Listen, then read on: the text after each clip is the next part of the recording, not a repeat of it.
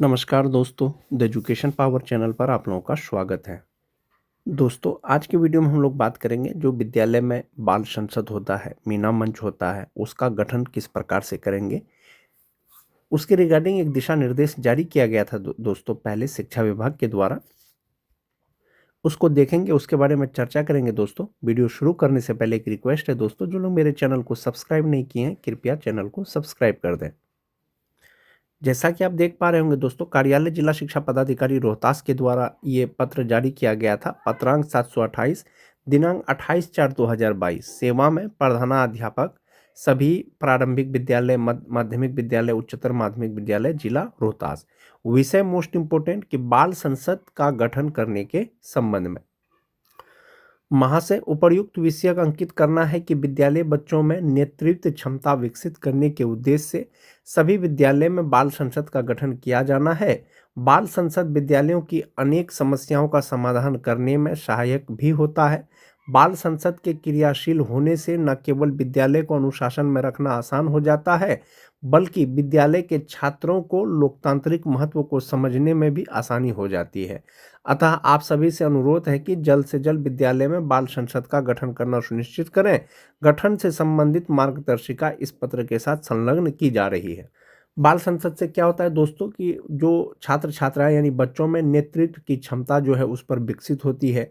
उसके बाद जो है विद्यालय में अनेक समस्याओं का समाधान होता है। इससे जब बाल संसद का गठन होता है तो इसके रिगार्डिंग मार्गदर्शिका दिया गया है दोस्तों। उस मार्गदर्शिका के अनुरूप आप कभी भी अपने विद्यालय में बाल संसद का गठन कर सकते हैं। उसका क्या क्या कार्य होगा। बाल संसद प्रशिक्षण मार्गदर्शिका। बाल संसद क्या है? बाल संसद विद्यालय के बच्चों का एक मंच होता है जहां वे अपने विद्याम, समाज, परिवार, स्वास्थ्य, शिक्षा और अपने अधिकारों की बात खुलकर कह सकेंगे। बाल संसद क्यों जरूरी है? बच्चों का एक ऐसा मंच प्रदान करता है जहां से वे अपने विचार रख सकें और विद्यालय के प्रबंधन और विकास में भागीदारी बन सके।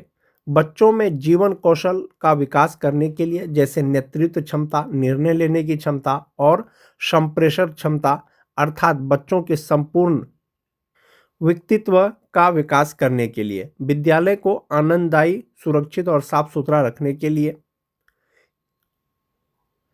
अब है कि बाल संसद का गठन कैसे होगा। विद्यालय के सभी बच्चों की एक सभा बुलाकर उन्हें वर्गवार बैठाए, मतलब कक्षा वाइज जो है सभी बच्चों को बैठा देना है। बाल संसद के गठन के पूर्व संयोजक शिक्षक द्वारा बाल संसद के बारे में बच्चों को विस्तार से बताया जाएगा कि बाल संसद क्या है, बाल संसद क्यों जरूरी है। सभी बच्चों की सभा एक प्रधानमंत्री और उप प्रधानमंत्री का चुनाव करेगी। दोनों पदों में से कोई एक पद लड़की के लिए भरा जाएगा, यानी कि जो सदन बैठेगा उसमें से जो है एक प्रधानमंत्री, एक उप प्रधानमंत्री का जो है चयन किया जाएगा, जिसमें से एक लड़की होगी उसमें से, चाहे तो प्रधानमंत्री चाहे तो उप प्रधानमंत्री। प्रधानमंत्री और उप प्रधानमंत्री के चुनाव के बाद सभी वर्गों को 5 समूह में बांटा जाएगा। बांटने की प्रक्रिया इस प्रकार से होगी कि उपस्थिति पंजी के अनुसार सभी बच्चों को जैसे क्रमांक पहला समूह, क्रमांक दूसरा समूह रखते हुए 5 समूहों में बांटा जाएगा। 5 समूहों के नाम महापुरुष, नदियों, फूलों, पहाड़ों आदि के नाम पर रखे जा सकते हैं। 6 नंबर पॉइंट है दोस्तों, सभी समूहों को अलग अलग बैठाकर हर समूह को एक मंत्री और एक उपमंत्री चुनने के लिए कहा जाएगा।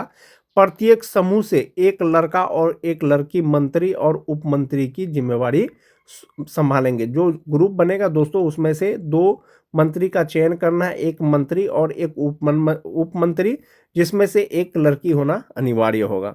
इसके बाद सभी मंत्री और उपमंत्री की बैठक प्रधानमंत्री द्वारा बुलाई जाएगी और चुने गए मंत्रियों के बीच दायित्वों का बंटवारा किया जाएगा, अलग अलग विभाग।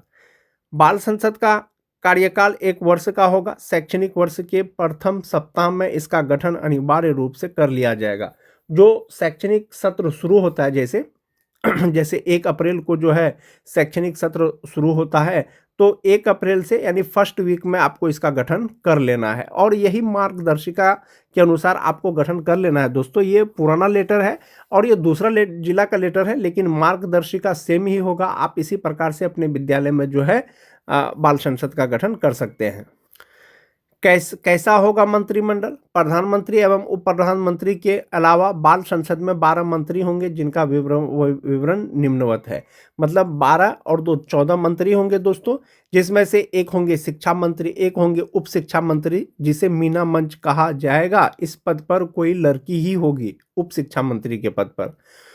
स्वास्थ्य एवं स्वच्छता मंत्री, उप स्वास्थ्य एवं स्वच्छता मंत्री, जल एवं कृषि मंत्री, उप जल एवं कृषि मंत्री, पुस्तकालय एवं विज्ञान मंत्री, उप पुस्तकालय एवं विज्ञान मंत्री, सांस्कृतिक एवं खेल मंत्री, उप सांस्कृतिक एवं खेल मंत्री, बाल सुरक्षा मंत्री और बाल उप सुरक्षा मंत्री। यानी 6 मंत्री होंगे और उसमें उप मंत्री भी होंगे।